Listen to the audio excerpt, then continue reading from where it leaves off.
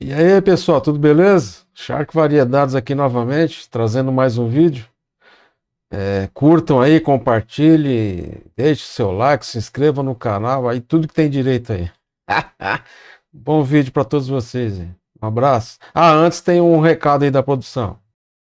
A produção do canal Shark Variedades agradece a todos e deseja, sejam todos bem-vindos. Se gostarem do vídeo, deixe o seu like, compartilhe com seus amigos e se inscrevam no canal.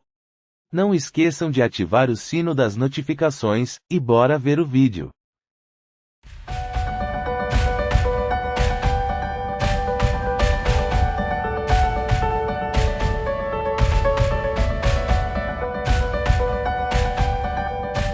As the United States focuses under the leadership of the Biden administration relentlessly on a conflict in Eastern Europe that is materially irrelevant to our interests, Latin America is falling apart, certainly from an American's perspective.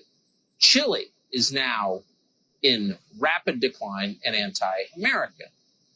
So that leaves Brazil as the only large economy in this hemisphere that remains pro-American. It's an enormous economy, ninth biggest in the world. Brazil has some of the deepest reserves of valuable natural resources on the planet.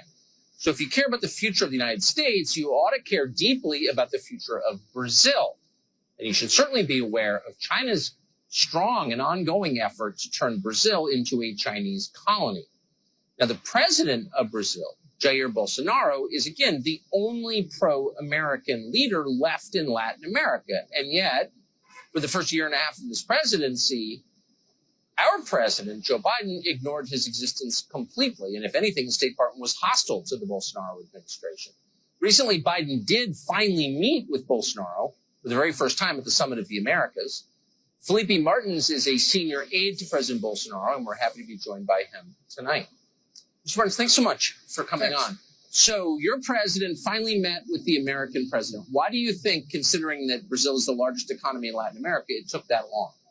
Yeah, so as you say, Brazil is a very large country, very large economy, one of the 10 largest economies in the world. It has been that for 30 years. And Brazil was always part of the game. But for 2 years, we had this difficulty connecting with Washington, mainly with the White House. There was, of course, some connections with state and other departments. But now the meeting went well, and I think the reason why it took so long was the position that the President Bolsonaro took, that election matters was something to be solved by Americans, and he would not call the election just because CNN and other media TV channels called it. So he waited, and once it was over, he then recognized the victory, he congratulated Biden, but he took a while. He said, let Americans solve it, and then I'll jump in. He didn't want to interfere, was just respecting American sovereignty. The United States, by contrast, has a decades-long history of interfering in other countries' elections. It has tried to do it in Hungary. Of course, they rigged the election in Ukraine in 2014. The election coming up in this country has grave consequences for the United States. I mean, the other candidate is openly pro-China. China's America's greatest adversary. Is your administration receiving any kind of encouragement from the Biden administration?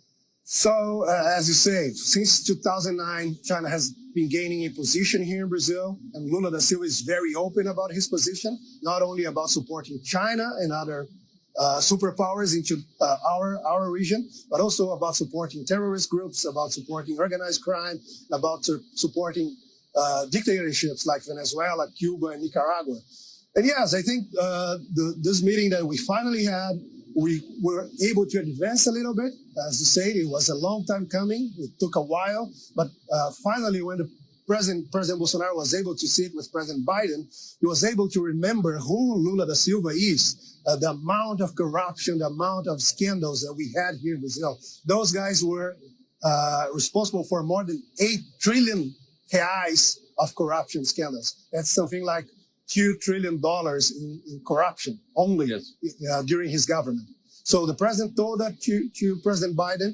He told something about the connections, and I think President Biden understood that it's better for the U.S., it's best for the U.S., for President Bolsonaro and a pro-democracy government to stay in power here in Brazil.